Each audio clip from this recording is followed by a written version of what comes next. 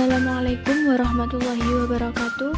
Halo teman-teman, saya Wida Silviana. Saya akan menjelaskan tentang behavior counseling dengan dosen Dr. Baharudin Al-Habsyi, Fakultas Keguruan Ilmu Pendidikan Universitas Darul Ulum Jombang. Apa sih behavioral itu? Behavioral adalah perilaku manusia merupakan hasil belajar, sehingga dapat diubah dengan memanipulasi dan mengkreasi kondisi-kondisi belajar. Pada dasarnya, proses konseling merupakan suatu penataan proses atau pengalaman belajar untuk membantu individu mengubah perilakunya agar dapat memecahkan masalahnya. Konsep tentang hakikat manusia sebagai berikut. 1. Tingkah laku manusia diperoleh dari belajar, dan proses terbentuknya kepribadian adalah melalui proses kematangan dari belajar. 2. Kepribadian manusia berkembang bersama-sama dengan interaksinya dengan lingkungannya. Ketiga, setiap manusia lahir dengan membawa kebutuhan bawaan, tetapi sebagian besar kebutuhan dipelajari dari hasil interaksi dengan lingkungannya. Keempat, manusia dilahirkan dalam keadaan baik atau jahat, tetapi dalam keadaan netral.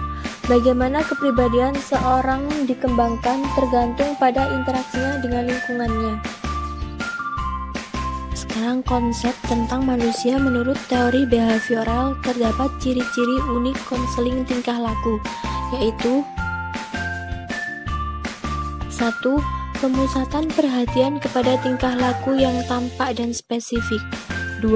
Kecermatan dan penguraian tujuan-tujuan treatment. 3. Perumusan prosedur treatment yang spesifik yang sesuai dengan masalah. Keempat, penaksiran objektif atas hasil-hasil konseling. Apa saja teknik-teknik utama konseling tingkah laku? Teknik konseling tingkah laku yaitu 1. Desensitisasi sistematik. 2. Konseling implosif dan pembanjiran. 3. Latihan asertif. 4. Konseling aversi. 5. Pengondisian operan. Di sini, desensitisasi sistematik merupakan salah satu teknik yang paling luas digunakan dalam konseling tingkah laku. Desensitisasi sistematik digunakan untuk menghapus tingkah laku yang diperkuat secara negatif, dan ia menyertakan pemunculan tingkah laku yang hendak dihapuskan itu. Desensitisasi diarahkan kepada mengajar konseli untuk menampilkan suatu respon yang tidak konsisten dengan kecemasan. Konseling implosif dan pembanjiran. Teknik ini terdiri atas pemunculan stimulus berkondisi secara berulang-ulang tanpa pemberian perkuatan.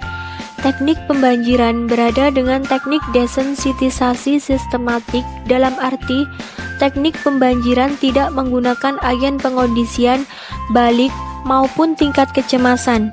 Konselor memunculkan stimulus-stimulus penghasil kecemasan.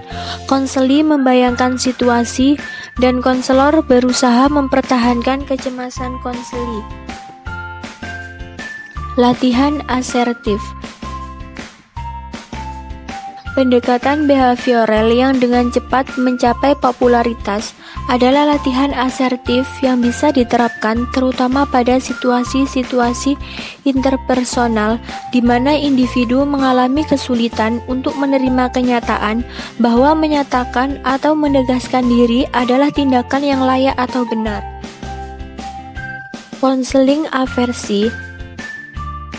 Teknik-teknik pengondisian aversi yang telah digunakan secara luas untuk meredakan gangguan-gangguan behavioral yang spesifik, melibatkan pengasosiasian tingkah laku yang sistematik dengan suatu stimulus yang menyakitkan sampai tingkah laku yang tidak diinginkan terhambat kemunculannya.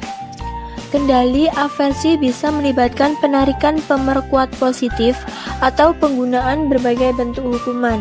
Contohnya, penggunaan hukuman sebagai cara pengendalian adalah pemberian kejutan listrik kepada anak autis ketika tingkah laku spesifik yang tidak diinginkan muncul. Pengondisian operan. Tingkah laku operan adalah tingkah laku yang memancar yang menjadi ciri organisme yang aktif. Ia adalah tingkah laku beroperasi di lingkungan untuk menghasilkan akibat-akibat.